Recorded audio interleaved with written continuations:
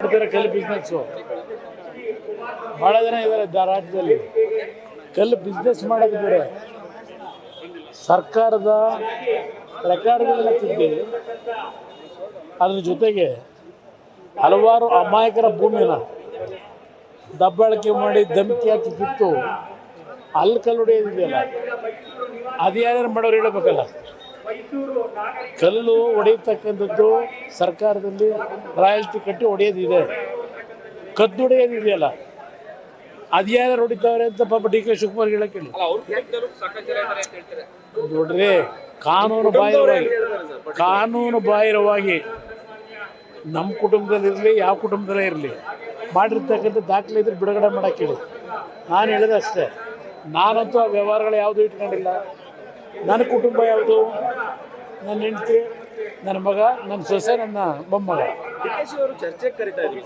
ಎಲ್ಲಿ ಬೇಕಾದ್ರೂ ತಯಾರಾಗಿ ನಾವು ಅವ್ರದ್ದು ಚರ್ಚೆ ಮಾಡ್ತೀರಾ? ಚರ್ಚೆ ಮಾಡಂತ ಈಗ ಒಂದು ನಿಮಿಷ ಇದೆ. ಅದೆಂತದ ಮಂಡ್ಯದಲ್ಲಿ ಇವತ್ತು ಹೋಗ್ಬೇಕಂತ ಒಂದು 30 ಜನ ಹೆಣ್ಮಕ್ಳು ಕೂರಿಸ್ಕೊಂಡಿದ್ರಂತಲ್ಲ. ನಾನು ಇದೇ ಶಿವಕುಮಾರ್ ಕೇಳಲಿಕ್ಕೆ ಬಯಸ್ತೀನಿ. ಮೊನ್ನೆ ನನಗೆ ಯಾವುದೋ ಜಿ ಟಿ ವಿನಲ್ಲಿ ಅದೆಂಥದ್ದು ರಮೇಶ್ ಅವ್ರದ್ದು ಕಾರ್ಯಕ್ರಮ ಇದೆಯಲ್ಲ, ವೀಕೆಂಡ್ ವಿತ್ ರಮೇಶ್, ಅದರಲ್ಲಿ ಅವರು ಹೆಣ್ಣಿನ ಬಗ್ಗೆ ಏನು ಅವರಲ್ಲಿರ್ತಕ್ಕಂಥ ಭಾವನೆಗಳನ್ನು ವ್ಯಕ್ತಪಡಿಸಿದ್ದಾರೆ. ಜನ್ಮ ಕೊಟ್ಟ ತಾಯಿ, ಮದುವೆ ಆಗಿರ್ತಕ್ಕಂಥ ಹೆಂಡತಿ, ಇವರು ಜನ್ಮ ಕೊಟ್ಟಿರೋ ಮಗಳಿಗೆ ಹೆಣ್ಣು ಮಕ್ಕಳಿದ್ರೆ ಅವರು ಯೌವನ ಇದ್ದಾಗ ಹೊರಗಡೆ ಹೋದರೆ ಅವ್ರ ಮೇಲೆ ಒಂದು ಕಣ್ಣಿಟ್ಟಿರಬೇಕು ಅಂತ ಹೇಳಿ ಅದೆಂಥದ್ದು ಹೇಳ್ಕೊಂಡವ್ರಲ್ಲ ಜಿ ಟಿ ವಿಲಿ. ಇವರು ಹೆಣ್ಣುಮಕ್ಳಿಗೆ ಗೌರವ ಕೊಡೋರಲ್ವಾ? ಆ ಹೆಣ್ಣುಮಕ್ಳು ಅವ್ರು ಯಾರೋ ಕಾಂಗ್ರೆಸ್ ಪಾರ್ಟಿವೇ 20 ಜನ 30 ಜನ ಏನೋ ಇಲ್ಲ 20 ರೂಪಾಯಿ 30 ರೂಪಾಯಿ ಕರ್ಕೊಂಬಂದು ಕೂರಿಸ್ಕೊಂಡು ಗೋಬ್ಯಾಕ್ ಕುಮಾರಸ್ವಾಮಿ ಅಂತ ಇವತ್ತೇನೋ ಮಾಡಿದ್ರಂತಲ್ಲ ಅಲ್ಲೆಲ್ಲ ಮದ್ದೂರೊಳಗೆ.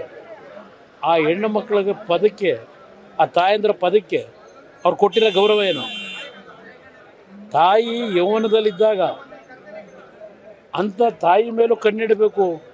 ಬೆಳಗ್ಗೆ ಮನೆ ಬಿಟ್ಟು ಹೋದರೆ ರಾತ್ರಿ ಮನೆಗೆ ಬರೋದ್ರಲ್ಲಿ ಅವ್ರು ಏನೇನು ಮಾಡಿರ್ತಾರೆ ಅಂತ ಹೇಳಿ ಕಣ್ಣಿಡಬೇಕು ಅಂತ ಹೇಳಿರ್ತಕ್ಕಂಥ ಅಂಥ ಪರಮ ನೀಚ ಎತ್ತು ತಾಯಿನೂ ಡೌಟ್ ಪಟ್ಕೊಂಡು ನೋಡಬೇಕು ಅಂತ ಹೇಳಿ ಅಂಥ ನೀಚನ ಬಗ್ಗೆ ನಾನು ಚರ್ಚೆ ಮಾಡಲ್ಲ. ನಡೀರಿ, ಅವ್ರನ್ನ ಕೇಳಿ ಯಾತಿಗೆ ಮಾಡ್ತಾರೆ.